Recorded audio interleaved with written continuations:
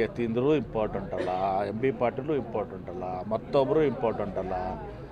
ಸಿದ್ದರಾಮಯ್ಯನವರು ಸ್ವತಃ ಹೇಳಿದಾರೆ, ಕಾಂಗ್ರೆಸ್ ಹೈಕಮಾಂಡ್ ಏನು ಹೇಳ್ತಾರೆ ಅದು ಅಂತಿಮ ಅಂತ ಹೇಳಿದ್ದಾರೆ. D K Shivakumar Congress high command ಏನು ಹೇಳ್ತಾರೆ ಅಂತ ಹೇಳಿದ್ದಾರೆ. ಕಾಂಗ್ರೆಸ್ ಪಕ್ಷದಲ್ಲಿ high command is supreme.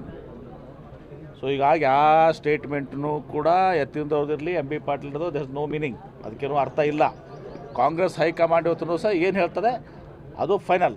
Shrimati Sonia ಗಾಂಧಿಯವರು, ರಾಹುಲ್ ಗಾಂಧಿಯವರು, AICC ಅಧ್ಯಕ್ಷರಾದ ಮಲ್ಲಿಕಾರ್ಜುನ ಖರ್ಗೆ ಅವರು, ಸ್ವತಃ ಸಿದ್ದರಾಮಯ್ಯವ್ರು ಹೇಳಾರ ಹೈಕಮಾಂಡ್ ಏನು ಹೇಳ್ತದೆ ನಾನು ಕೇಳ್ತೀನಿ ಅಂತೇಳಿ. ಮುಗಿದೋಯ್ತಲ್ಲ, ನಿಮಗೇನು ತೊಂದರೆ ಇದೆ?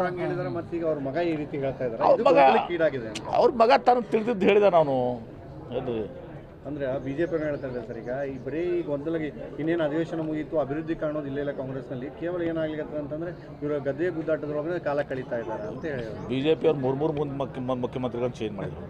ಒಂದು ದಿವಸ ಯಡಿಯೂರಪ್ಪನ ಪೂರ್ತಿ ಟರ್ಮ್ ಮಾಡಿಕೊಡಲಿಲ್ಲ. ಇವ್ರ ಕಡೆ ನಾವು ಬುದ್ಧಿ ಹಾಸ್ಕೋಬೇಕಾ? ಯಡಿಯೂರಪ್ಪನ ಒಂದು ದಿವಸ ಬಿಟ್ರೆ ಫುಲ್ ಟರ್ಮ್, ಅವ್ರನ್ನ ಬಿಟ್ರೆ 2 ವರ್ಷಕ್ಕೆ ಮುಗಿಸೇ ಬಿಟ್ರಲ್ಲ. ನಮಗೇನು ಹೇಳ್ತಾರೆ? ನಮ್ಮ ಸಿದ್ದರಾಮಯ್ಯವರು 5 ವರ್ಷ ಆಗಿ ಈಗ ಮತ್ತೆ 2.5 ವರ್ಷ ಆಗ್ಯದ. ಇದು ನಮ್ಮದು ಬುದ್ಧಿ ಇರ್ತಾರಂತ ಅದು ಹೈಕಮಾಂಡ್ ನಿರ್ಧಾರ ಮಾಡ್ತಾರೆ. ಈಗ